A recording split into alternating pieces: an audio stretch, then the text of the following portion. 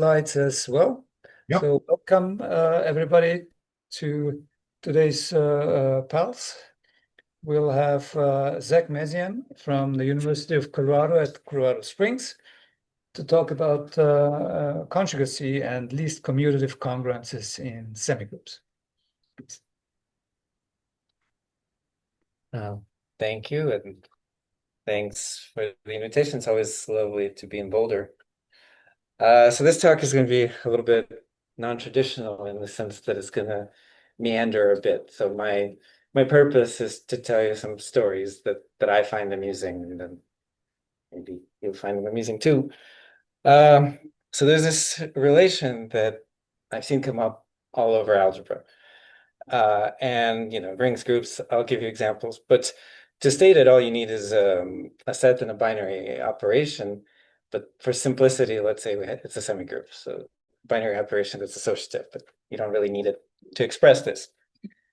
So here's how it works. We'll say the two elements of our semigroup S and T are P1 related if you can write S as PR and T as RP for a couple of elements, P and R. Now, we want this to be an equivalence relation, and okay, as it stands, it's clearly symmetric, but to even make it reflexive, we want to allow R and P to be 1.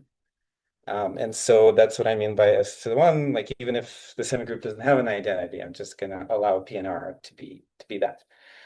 But as it is, okay, so it's reflexive and symmetric, but it's generally not going to be transitive. But if we want it to be transitive, we can take the transitive closure. And then that's what it's going to look like. Instead of just two elements, you have this chain of pairs of elements, and that allows you to get from S to R by flipping them. And that one I'm going to call the P relation. And both of them I'm going to call the primary conjugacy relation. And I'll explain why in a minute. So, okay, what is this? Well, if the semigroup happens to be commutative, then this is just the identity relation. So then it doesn't give you anything. But if you're dealing with something non-commutative and you either want to measure how non-commutative it is, or you want to force it to be commutative or something, this is the thing you reach for, sort of for hopefully obvious reasons. And I promise all of you have seen this in some guys before. And I'm going to give you some familiar examples, well, familiar to me anyway. I don't know what's familiar to you, but I'm going to start with a few that might be less familiar. So if you know anything about C-star algebras, the P1 thing gets a very fancy name. It's called the Murray-von Neumann equivalence. And it comes up in the construction of the K0 group. There you want to force a bit of commutativity, so you bring this thing out, and they decided to give it a fancy name. And in symbolic dynamics, P1 is called the elementary shift equivalence, and P is called the strong shift equivalence. And I'll tell you more about that in a little bit. But let me show you more familiar examples of this. So let's say the semigroup happens to be a ring. Then what happens? And suppose you have two elements S and T, and they're related in this way. S is PR and T is RP. Well, if you take their difference, you get an additive commutator. And so that's the P1 relation. And the P relation, well, their difference is a sum of additive commutators, and hopefully that's a familiar thing if you've played with rings. Just as an example, this was my favorite theorem when I was a graduate student. Schoda proved it in characteristic P. Albert and Mackenhoopt generalized it to arbitrary characteristic, but it says that if you're in a matrix ring over a field, then a matrix having trace 0 is equivalent to it being a commutator. So that's just an example of commutators in rings. And in that particular setting, the P relation has a very natural interpretation. Two matrices in such a matrix ring being P equivalent just means that they have the same trace. So that's something familiar. What if you're in a group? Well, suppose your semigroup is a group, and you have two elements that are related this way. So S is PR and T is RP. Well, if you multiply by, I guess if you solve for R in the second one and plug that into the first, you get that S is PTP inverse. And if you solve for R in the first equation, plug it into the second, you get that T is R as R inverse. So that's just good old conjugacy. That's why I refer to this as the conjugacy relation. And conjugacy on a group is transitive. And so P1 and P are the same thing. And just for fun, conjugacy comes up a lot in group theory. If you take a group, you can split it up into conjugacy classes, and if the group is finite, you can do some clever counting with that. So that's the class equation. Okay, so semigroup theory. I guess we have a semigroup theorist here, but semigroup theory has been around, I don't know, 100 years or something. But for the longest time, semigroup theorists had a kind of a chip on their shoulders. Like, it's not quite ring theory, it's not quite group theory, and maybe they felt a little bit inferior. And a lot of semigroup theory has been driven by like trying to steal stuff from groups and rings. And in groups, they have a lot of fun with conjugacy. So maybe in semigroups, we should have fun with conjugacy too. So how do you take the conjugacy relation in a group and write it without reference to inverses? Well, like this. So this allows you to generalize conjugacy from groups to semigroups, and people did this, as early as the 60s, probably earlier than that. And since then, there's been quite a few papers in that context. Let's, think of this as some notion of conjugacy for semigroups, and let's see what we can say about it. Okay, but once you have that idea, it's not clear that this is the best way to express conjugacy in a semigroup because there's other options. So here's another option. So let's say that S and T are O related if you can find two elements P and R so that SP is PT and RS is TR. And this is really just another way of rewriting the conjugacy relation from a group, but without inverses, right? And that one is kind of nice because it's an equivalence relation. So you don't need to take its transitive closure or anything. It's already transitive and everything. And so you might say, okay, well, maybe this is better than the P relation. But I should mention that here, if you're just in a group, either of those equalities implies the other. But in a semigroup, you need both for symmetry. This one, though, has a disadvantage compared to P. So if you're a semigroup, and my semigroups, I'm thinking of them multiplicatively, if the semigroup happens to have a zero element, then this is just a universal relation because taking two elements, pick P and R to be zero, and then they're related. So that's not great. Well, so what do you do? Give up on this one? Never, right? So here's another idea. Let's take the same thing, but now tell P and R that they can't kill S and T. It's a little more complicated than that, but that's the basic idea. So here's another possibility. This is an equivalence relation on any semigroup. If the semigroup happens to be a group, this is just conjugacy, and potentially it can work even if there's a zero. There's other options. So the literature on this, and I'm not going to tell you about all the literature on this, but the literature on this is extensive, and there's many such things, generalizations of conjugacy to semigroups. I'm going to tell you a few, but there's ones that are not equivalence relations. There's ones that only work for certain classes of semigroups. So I'm going to leave that aside, but I'll tell you about a few. So here's another variation. This starts out the same way. The first two qualities are the same, as in O, and then we write down two more ways of rewriting that conjugacy relation from a group. And this one is also an equivalence relation on any semigroup. It reduces to conjugacy in any group. It potentially works in semigroups with zero. And this one has another interesting property. So there are these semigroups known as inverse semigroups out there. Are you familiar with inverse semigroups? So they're kind of between normal semigroups and groups. And there, every element has a von Neumann regular inverse. So I wrote down the definition there. And if you're in the semigroup, then this relation can be expressed in the following way. S and T are n-related if you can find P and R so that P inverse S, P is T, and PT, P inverse is S. And none of the previous ones that I showed you had that property. So that's why whoever came up with this, and I know who came up with this, was very proud of himself, and he called this the natural conjugacy relation. Okay, I'm going to show you one more. Um, this one is interesting because this one did not come from semigroup theory. So it starts out the same way, and then we want PR to be a power of S and RP to be a power of T, same power. Again, this is a equivalence relation on a semigroup. It reduces to group conjugacy. And what's interesting about this one is that it actually came out of symbolic dynamics rather than semigroup theory, but then semigroup theorists kind of picked up on it and started playing with it. In symbolic dynamics, this relation is called the shift equivalence. And if you might recall, the first one I showed you, P1, that one is called the elementary shift equivalence, and its transitive closure is called the strong shift equivalence. So I'm going to go on a little tangent here and tell you about the history of this. So it won't have anything to do with anything else, but I just think it's a cool story. So and I know nothing about symbolic dynamics. So what I'm showing you here is the result of about 5 minutes on Wikipedia.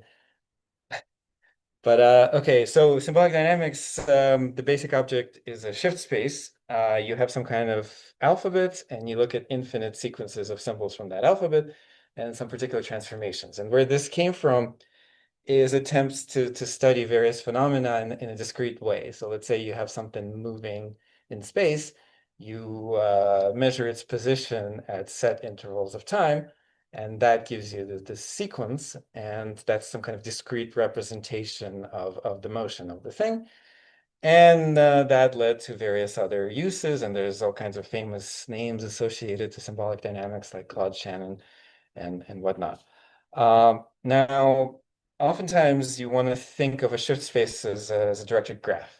So whatever states that there are, you think of those as vertices, and the transitions between them you think as edges. And then if that graph happens to be finite, you can extract various bits of information from it and put it into a matrix. That's a common trick with directed graphs. So these are called adjacency matrices. So let's say your graph has n vertices.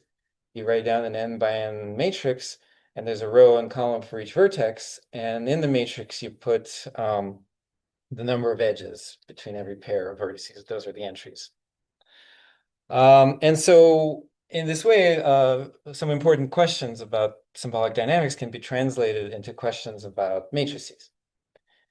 And in particular, there's this notion of shift equivalence, so it comes from shift spaces, that if you write it in the language of matrices, exactly comes down to these kinds of relations that I showed you. So to be very specific, like this is how symbolic dynamics people express this. So let's say you have two matrices, S and T, and they're square matrices, but they might be of different sizes. You say that they're elementary shift equivalent if you can find two other matrices, P and R, so that S is PR and T is RP. And of course, to make this work, P and R have to be rectangular rather than square. Okay, so that to align with my setup, I'm going to translate into semigroup language because here we're just talking about all square matrices with non-negative integer entries. You can turn that into a semigroup in a couple of different ways. One, you can just take that whole thing and think of that as the set, and then define multiplication, kind of, if you can, multiply two things, multiply them, but if the matrices are the wrong sizes to be multiplied, you say their product is 0. That's one way to do it. But I prefer this way of doing it. Just take as the basic set infinite matrices with natural number entries, and then but with only finitely many non-zero entries, and then you can think of all of those square and non-square matrices as living in there, and then you multiply it the usual way, and then elementary shift equivalence is just the P1 relation that I showed you, and the strong shift equivalence is the P relation. So now strong shift equivalence is the thing that symbolics dynamics people are really interested in, but it's actually very difficult to compute. So if you remember the P relation, right, it's the transitive closure of P. So if two elements are equivalent, that means there is this sequence of elements so that you can keep flipping them and get from one to the other. But in general, there's no bound on how long such a sequence can be. And so if I give you two matrices like this, and imagine these are large matrices, and I ask you, are they P equivalent or strong shift equivalent? That's computationally a very, very difficult thing. And so at some point, symbolic dynamics people introduced this W relation, which I showed you a minute ago. That one has the advantage that if two matrices are equivalent, then to show that you only need to find two other matrices, P and R, that have the right properties. And so in principle, that's easier to figure out. So that's where the W came from. Now W is strictly more permissive than P. So if two matrices are strong shift equivalent, then they are shift equivalent. And this actually holds in any semigroup. Here's a quick reason. So suppose you have two elements in the semigroup that are P1 related. So that means that S is PR and R is PT, and that already gives you the last two equations. The last two equations in W were we wanted PR to be some power of S and RP to be some power of T. So we already got that. And all we have to do now is just multiply the first equation by P on the right and the second equation by R on the right. And then we get that SP is PT and RS is TR. And so S and T are W equivalent, but then W is transitive. And so if it contains P1, then it contains P as well. Okay, so there's that. But when you see that, maybe the immediate question you'd want to ask is, are they actually different relations? And for an arbitrary semigroup, it shouldn't be too hard to find a semigroup where they're not. But of course, this came in this particular symbolic dynamics context. And the W was introduced to make life easier. But then immediately they came up on this question, is it actually different? And they didn't know for 20 years. Excuse me, could you go back 2 slides to the definition of W of the matrix? No. Yeah, that's W. No, this is the no, next slide maybe. That was about matrices. I wanted to say this. Okay, so at the bottom, so that's yeah, not W, that's P1. Yeah, I didn't write. So there's three of them. I only wrote P1 in the matrix language. So the last entry is what is called what? The elementary shift equivalent is That's elementary shift equivalent. If you want this W1, which is shift equivalence, then in addition, then instead of S is PR and T is RP, you would want for there to be matrices P and R, so that SP is PT and RS is TR and PR is a power of S and RP is a power of T. Okay, thank you. And yeah, I mean, I didn't give you the proof, but you can show that. So I did show you that let's see, this contains P. So because when you first see the definitions, they don't quite line up, but it takes a line to show that they're related this way. Right, so R, P, and W are actually different in that symbolic dynamics setting. They are not. Like I said, this took 20 years to figure out. And eventually in 97, Kim and Rush came up with an example to show, well, here's the example. So these two matrices, they're 7 by 7. They are W related. So that means you can find these two other matrices P and R so that they have the right relationships with this, but they're not P related. And even Kim and Rush, it took them, I don't know, several years and several papers to show this. So showing that S and T are W related is relatively easy. You just write down those two other matrices and then you multiply them and get the right thing. But to show that they're not P equivalent, that took quite a bit of theory. They had to introduce these invariants and so on and so forth. And so that was a big deal. So okay. Yes. So at some point you said that the traces are equal. This is not even on the first. Over a field. Okay. Yeah. So it must be different fields. So I think I said that the P relation is having the same trace for matrices over a field. But yeah, in this setting, I'm not sure. So back to semigroups. I showed you 6 relations. Here they are. Here's how they relate. So I give you the proof of P being contained in W, and I put the definitions of most of them here as a cheat sheet.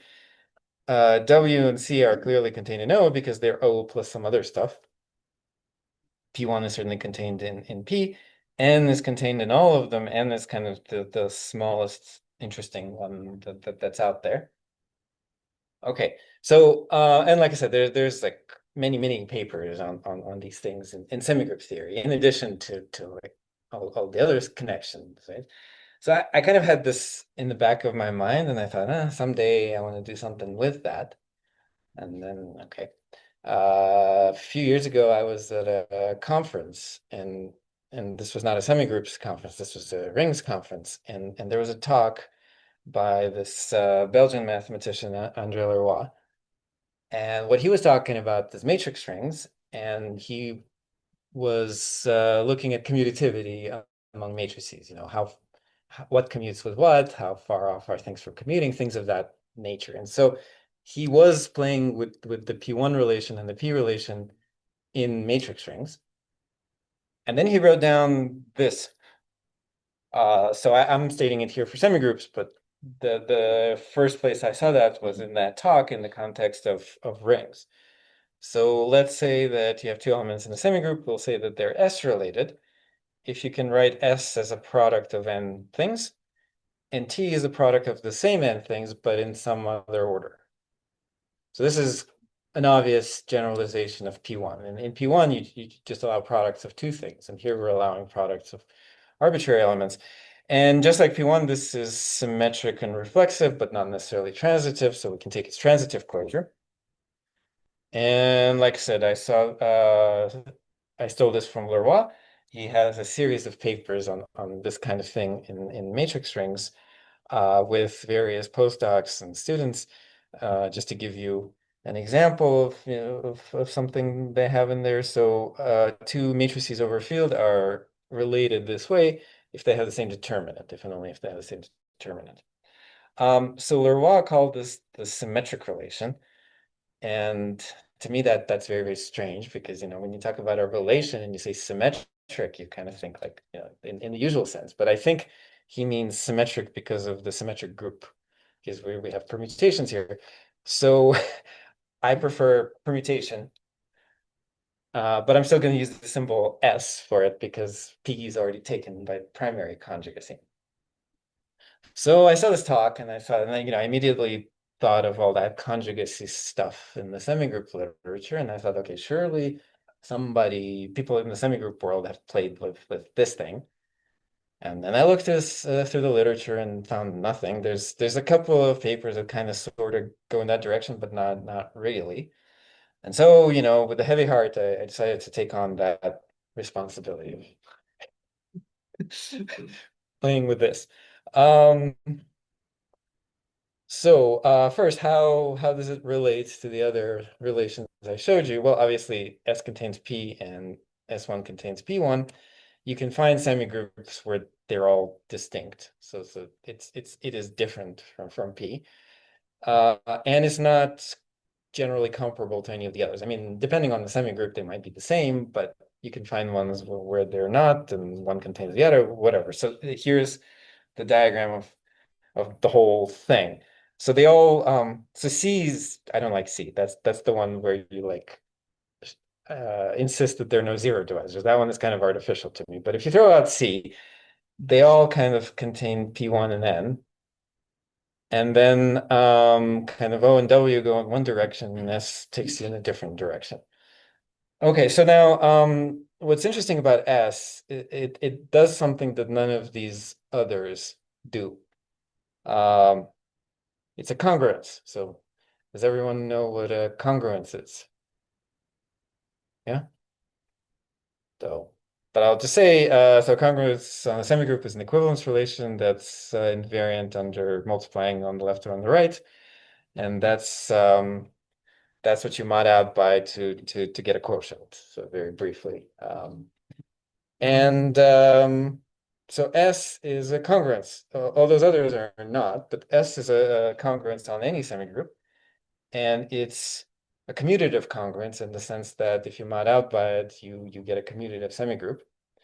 And it's the least commutative congruence in the sense that if you mod out the semigroup by some congruence and you get a commutative image, then that congruence has to contain S. And it's the congruence generated by P1, P, and S, smallest congruence that contains those. And anything less generally won't generate it. So let's say if you look at a free semigroup and you have some kind of relation that generates S, then it has to be at least P1 on the generators. So I call this a theorem. It's actually very easy to show, but you know, it seemed like a thing that was worth writing down, and I figured somebody had written it down, but I really looked, I couldn't find it, and then I asked whatever heavy hitting semigroup theorist I could find, and you know, they didn't seem to know of it. So there it is. Like I said, it's easy to prove. I'll just show you how that goes, just so that I prove something. So suppose you have two elements that are S1 related. So that means that S is a product of some n elements and T is a product of the same n elements, but in a different order. So now if you multiply both of them on the right by something, you preserve the same relation. They're both products of the same n plus 1 things, just in different orders. And the same thing on the left.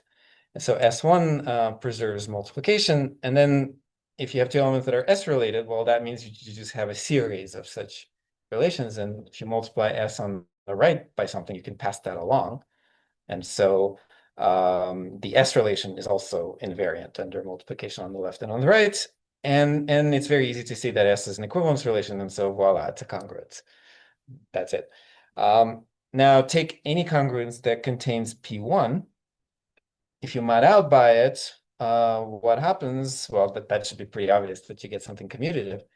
But take two elements in S, let's say S and T, then ST and TS are P1 related, which means that if you pass to the quotient, ST will have to be the same as TS, and so you get a commutative quotient, and so that's that. And of course, if you go the other way, if you have a congruence that gives you a commutative quotient, then of course any product P1 through Pn will end up in the same place no matter what order you write it in, because you're in a commutative semigroup. And so that means that P1 through Pn and any permutation thereof has to be related by the congruence. And so any commutative congruence must contain S1. And because it's transitive, it must therefore also contain S. And so that makes S the least commutative congruence. And then it's also easy to see that it is the congruence generated by P1, P, and S1, but maybe I'll leave that aside. Okay, so some very trivial observations about this. I'll start with trivial things and get to like more difficult things later.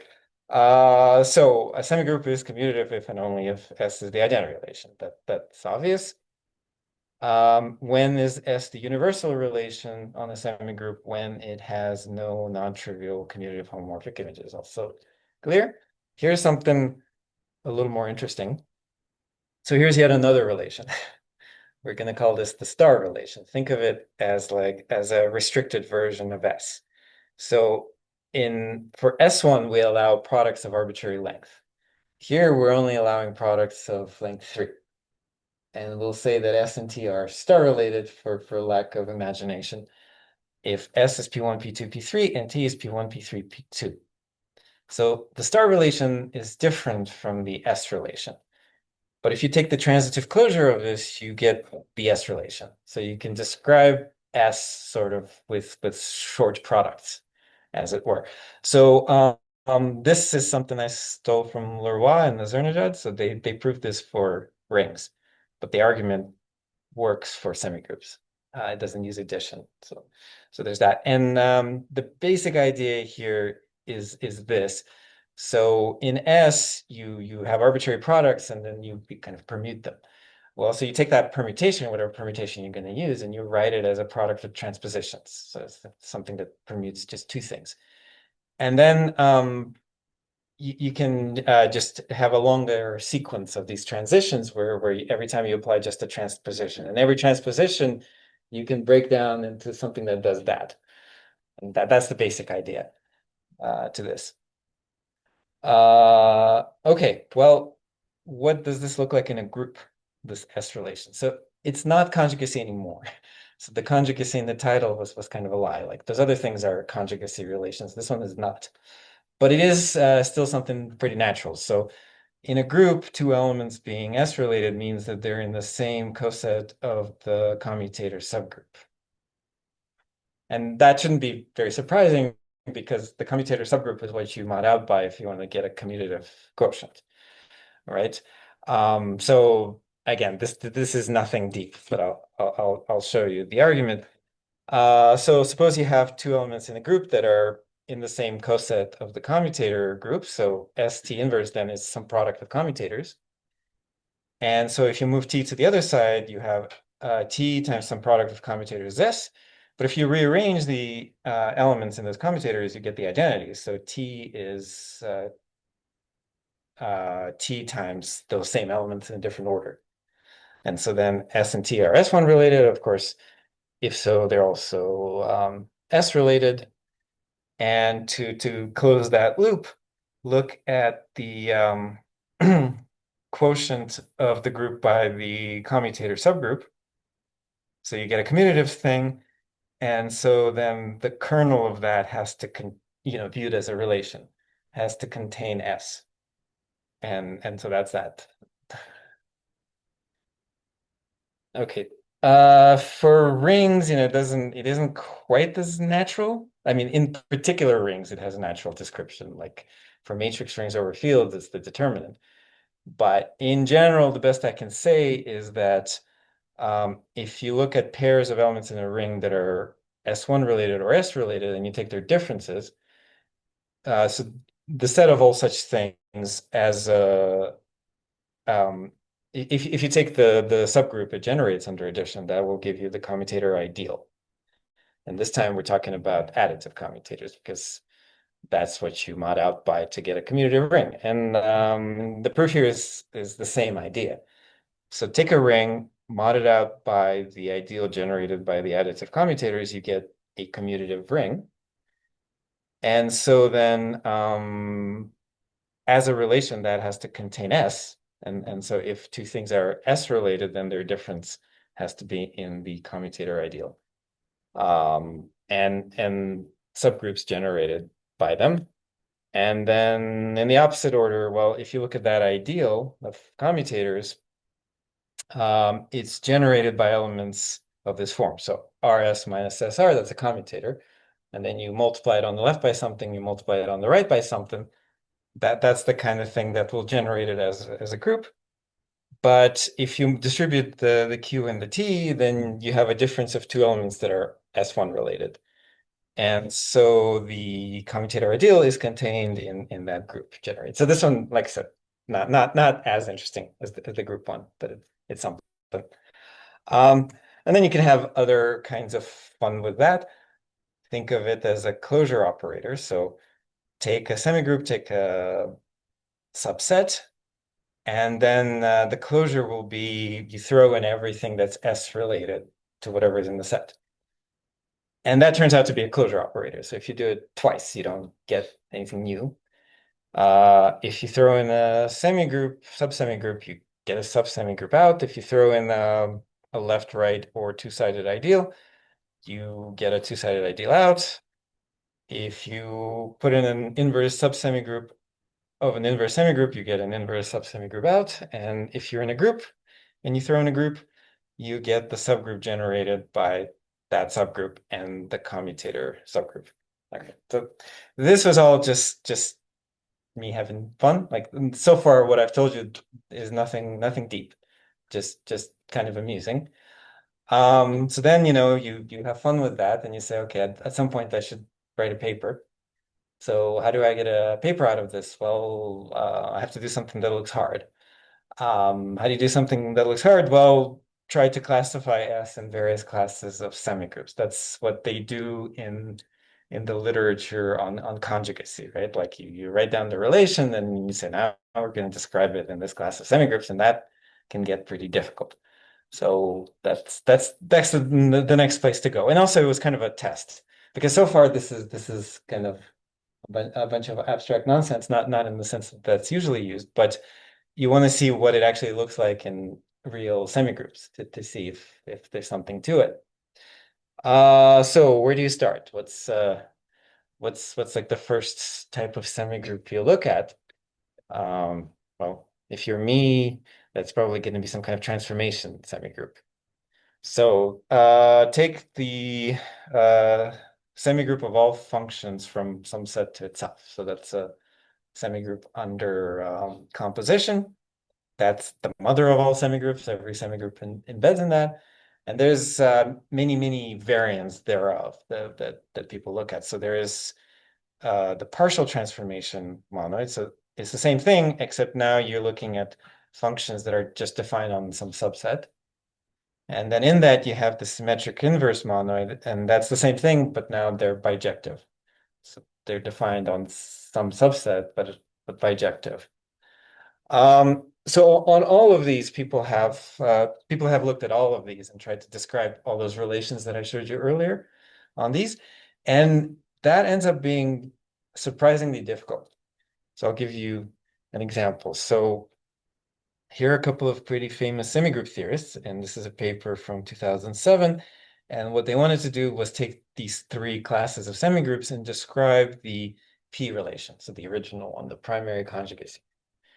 And they didn't get all that far. So they described it for finite sets. So if you look at transformations on a finite set, they managed to describe it. But beyond that, not so much. They described P in the symmetric inverse monoid for a countable set, and that's about that. So just let me tell you how this works. So I don't know how familiar you are with these transformation semigroups, but maybe you're more familiar with permutation groups. So when you work with permutation groups, you want to take, usually what you do is you take a permutation and you write it as a product of cycles, right? But if you're looking at not just permutations, but arbitrary functions on a set, then things aren't going to break up that way. So you need a more general notion of cycle. And that's what this is. So a cycle now is, oh, what happened? That's okay? Yeah. So a cycle in this context is some subset which is invariant with respect to a particular transformation, which is invariant under that transformation. So if you take a point in that set and you apply the transformation to it, you end up in the set.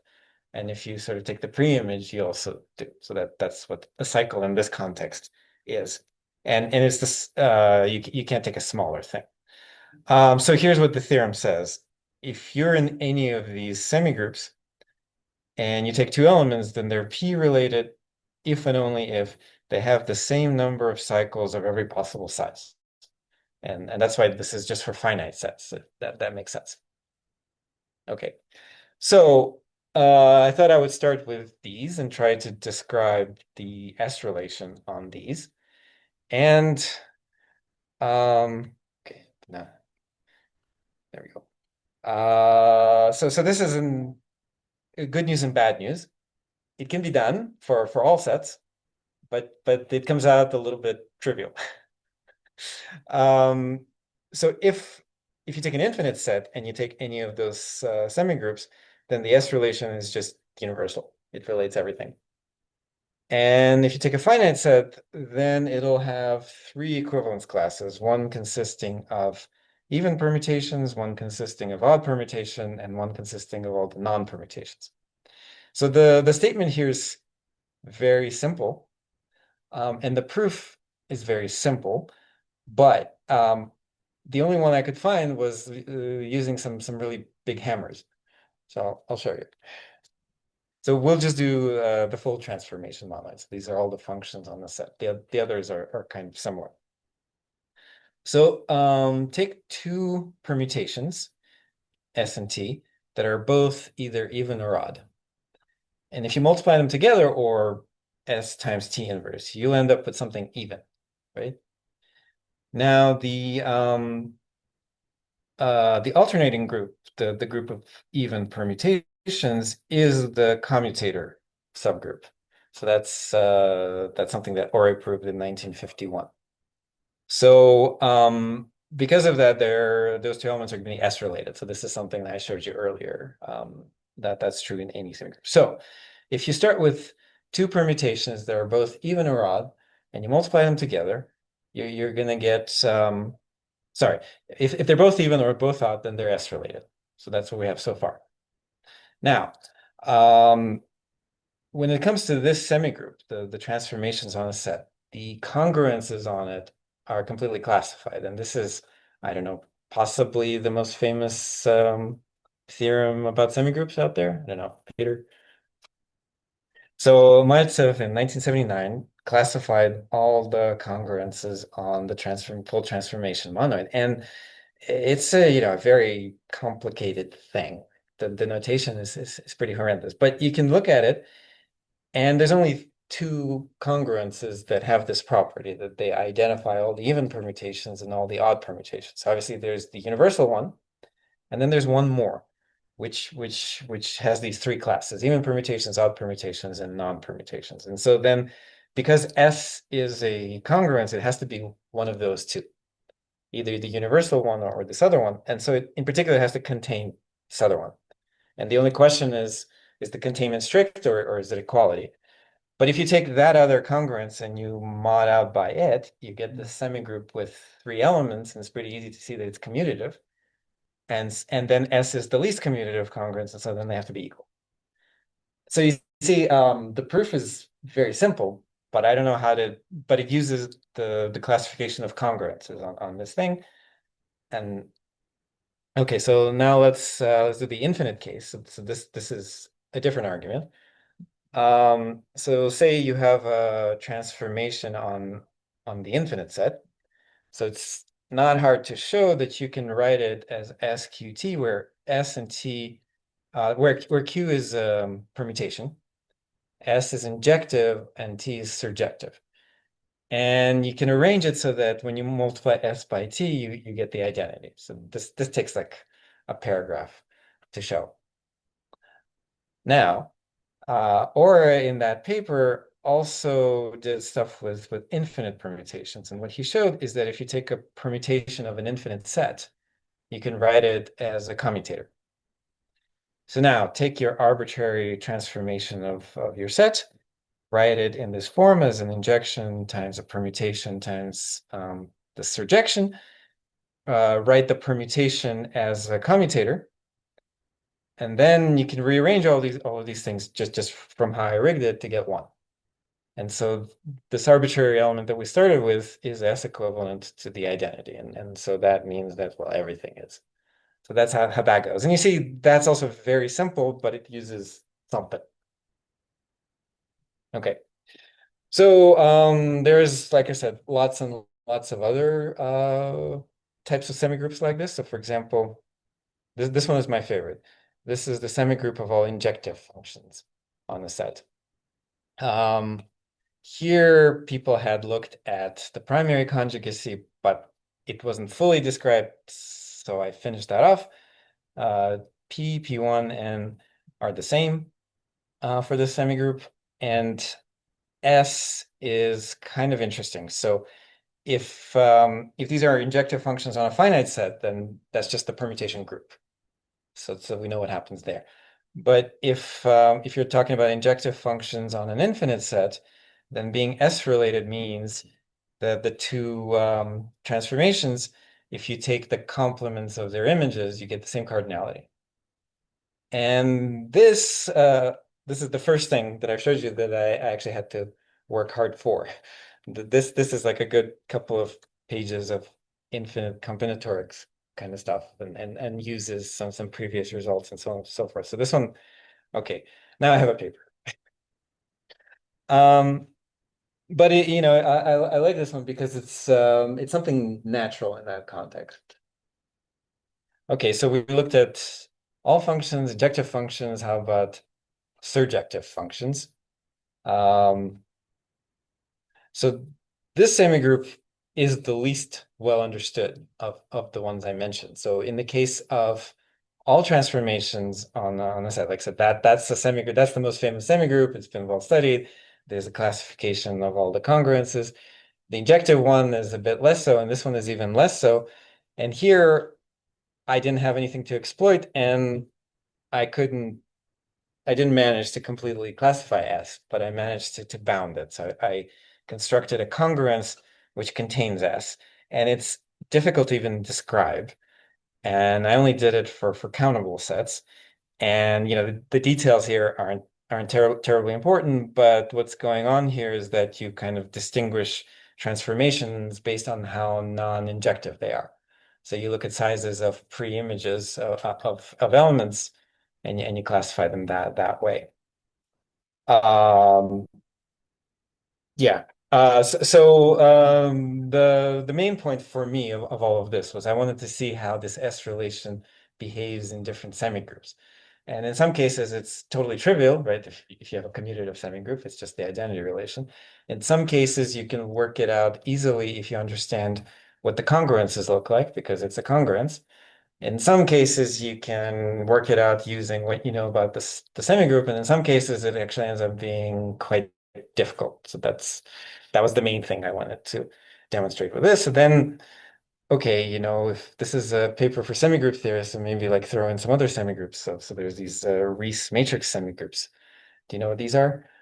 So there's Riesz's theorem, which says that these are the completely zero simple semigroups. They're ones that only have trivial ideals and satisfy some other conditions. So again, I don't want to bore you with the details of this, but I described the P relation, and then I described the S relation, and it's something. Here, the description of the S relation also relies on a classification of congruences for the semigroup. So that's well known. And so here I could exploit that and get something. And then here's another class of semigroups. Have you ever heard of graph inverse semigroups? So these are built from directed graphs. And they go back about 50 years to a paper by Ash and Hall, who built them to realize a partially ordered set as the set of non-zero J classes of a semigroup. And they're kind of famous now because of their association with so-called graph C-star algebras and Levitt path algebras, which are kind of constructed this way. So I did the same thing there. I described the P relation, I described the S relation. Again, I don't want to bore you with the details of that because and I think I'll stop there.